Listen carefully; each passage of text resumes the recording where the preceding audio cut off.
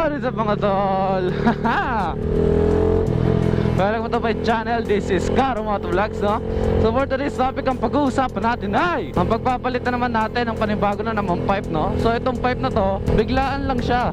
So hindi ko siya talaga balak bilhin, no? Nagkataon lang na nagkasundo kami sa presyo, no? So second hand pipe na siya, no? Dahil ang previous owner niya is naka MT-07 ba? 2-cylinder na Yamaha. So ganun yung pinagmulan niya mga tol. Dati siyang galing MT-07 na Yamaha. So ngayon nilagay natin siya sa ating Z200s with silencer. So yung narinig yung yan, with silencer pa yan. With silencer yan mga tol. So ang gagawin natin is isa-soundcheck natin ang may silencer at isa-soundcheck natin syempre nang wala silencer. So ano pang hinihintay natin, no? Let's go! At ayun nga mga tol, no? Naririnig nyo ngayon is yung meron ng silencer. So ayan, naririnig nyo kung anong tunog ng merong silencer.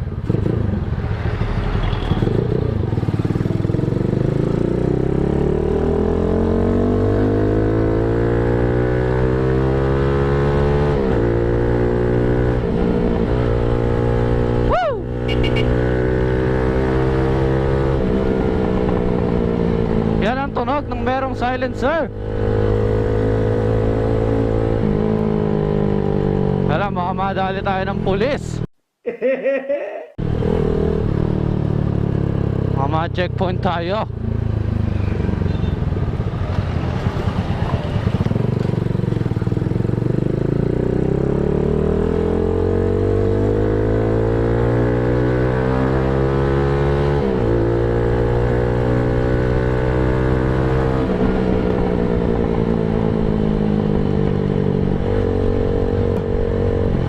Ayan siya mga tol, ayan yung pipe. At ayun nga mga tol, no? At nandito tayo para pakita ko sa inyo itong bago nating pipe, no? So nakita nyo meron siyang clamp. So nakasot siya kasi nagamit ko na yung pipe. Medyo maitim na nga yung loob niya eh. Then ito, Austin Racing. So alam nyo na mga tol, meron na kayong clue kung ano yung pipe na bago, no? So ito yung panibago nating pipe, ano? So bubuksan natin mga tol. Kasi siya nasa background noise. Yun, no? Ito muna yan.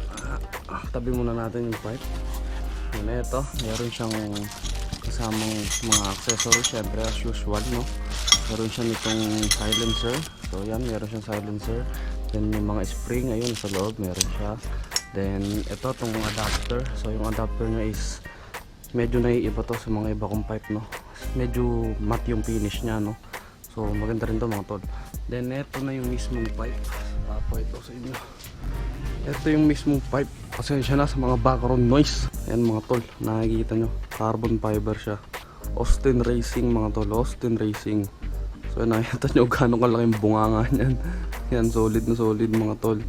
Ito yung sa kabila ng side nya naman, no? Laki din, sobrang laki talaga mga tol. So yan, kung makikita nyo yung fiber sa loob, medyo may pagka-black na siya, no? Kasi nagamit ko na siya eh.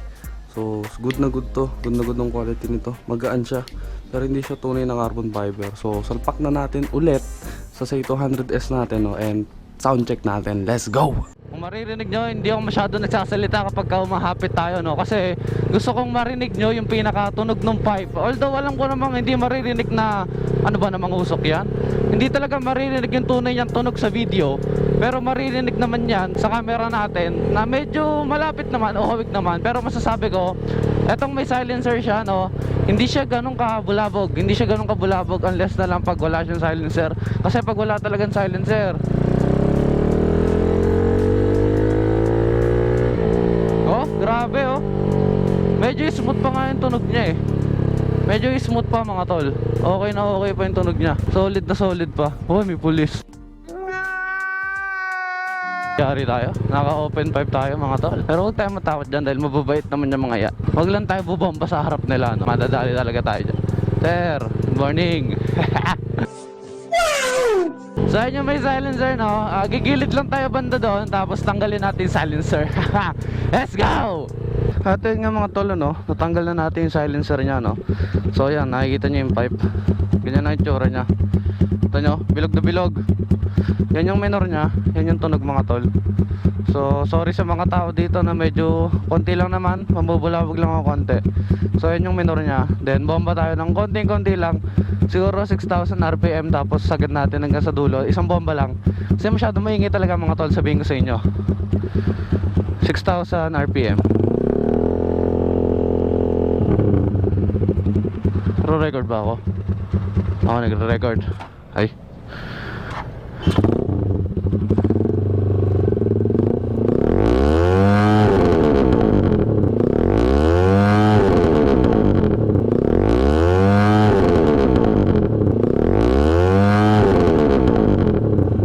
Grabe ingay mga tol. Hindi makatotohanan yung ingay nito. Grabe, sa tenga.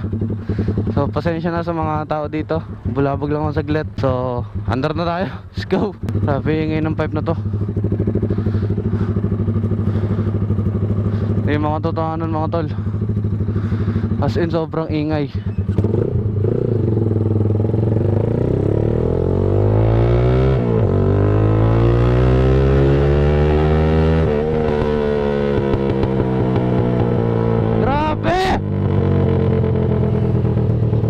Na 70 lang yun. 70 lang yung mga tol.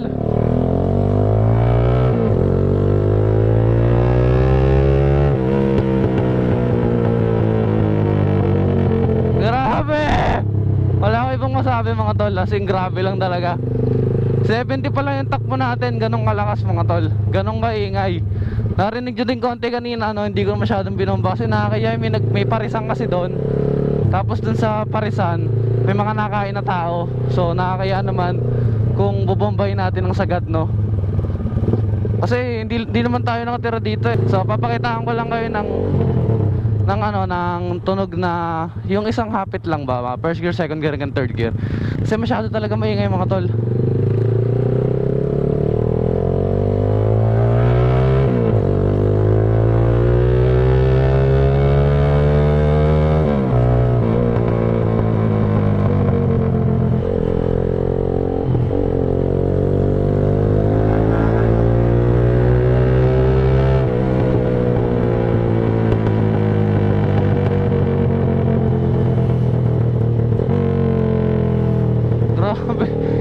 Pagsalita mga tol, nahihiya na rin ako sa mga ibang tao. Hindi pa pwede sa akin yung ganitong pipe. So nagsara na ako ng visor kasi tingin ko hindi sobrang linaw ng audio mga tol. Pasensya na talaga. Pang ano lang to, pang New Year's pipe lang tong ganitong pipe. So hindi to recommended gawing araw-araw na pipe, no. Masyado siyang maingay. So pasensya na, di muna tayo ahapit dito kasi medyo matao sa lugar na to. Marami tayong mabubulabog. So banda dun tayo ahapit sa bandang malayuan na. Game.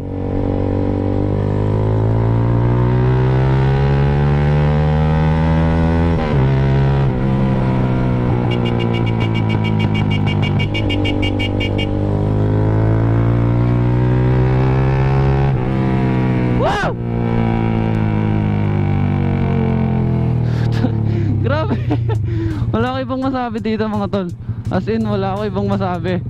Kung ganito ang pipe mo, tapos mag-i-start ka, example mga madaling araw, papainit ka ng makina, no? Yan na. Sisitahin ka ng kapitbahay mo, ang dahil magagalit sa'yo kung ganun mangyayari mga tol. Hindi to recommended na daily pipe, no? Pang ano lang to, pang New Year's pipe mga tol. Nakakatawa yung tunog niya bilang rider, no? Yung kung ikaw mismo yung gagamit. Siyempre maingay, malakas eh. Malakas yung tunog niya eh. O diba? Ang ganda ng tunog niya eh. Oh, lakas eh. Pero kung sasabihin natin araw-araw ganito gagamitin mo, hindi malabo mga tol, araw-araw ka rin may ticket. Siguro magkakaroon ka ng mga tropang HPG, mga tropang LTO. Kakaroon ka ng mga ganun tropa mga tol. Napakakalmado ng lugar, tapos ganito yung pipe mo. Isipin nyo na lang mga tol, hindi siya talaga recommended bilang gamitin mo sa mga matataong lugar kasi marami kang mabibisa talaga. Unang-una mga matatanda. So magagalit yan kasi medyo matatanda na yan eh. Ang ano yan, ang focus nila sa buhay is ano na lang, yung retirement nila, tapos yung mga relax na lang sila, no, walis-walis tuwing umaga. Tapos dadaan ka ganito pipe mo. Sabi ko sa'yo mga tol, ang dami mo magiging kaaway. Kung ganito ang pipe mo, sobrang dami mo magiging kaaway. Ako nga naka-helmet pa ako, pero napakaingay, nakakarinde. Paano po yung mga hindi naka-helmet? Lumalagong siya eh.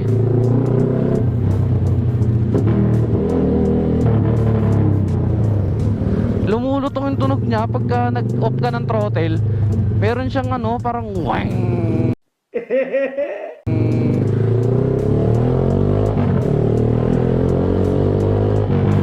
Ay no.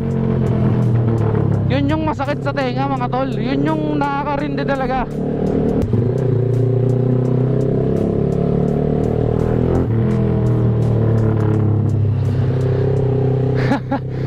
Ito lang ha, masasabi ko lang. Tunog ano siya mga tol. Tunog inline twin talaga literal. Kasi yung SC project ko dati, sinasabi ko na tunog inline twin siya, pero medyo may doubt pa sa sarili ko kasi narinig nyo naman yung NK400 ni Sir Dylan, no. Alam naman nating parallel twin ng NK400 at hindi mo na mababago ang tunog nun mga tol. Ganun na talaga kaingay yun. Pero itong pipe na to mga tol, Austin Racing, grabe ang ingay nito. Ibang level ang ingay nito mga tol.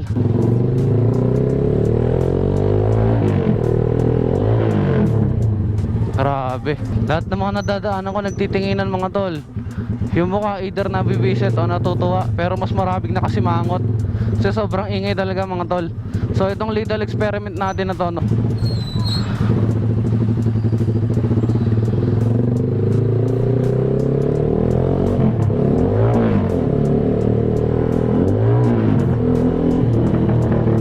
Ay, pumasok ng cambio ko. Bakit ganon?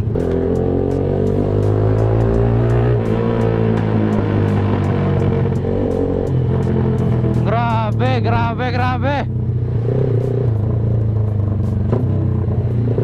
Hoy, gago, may truck.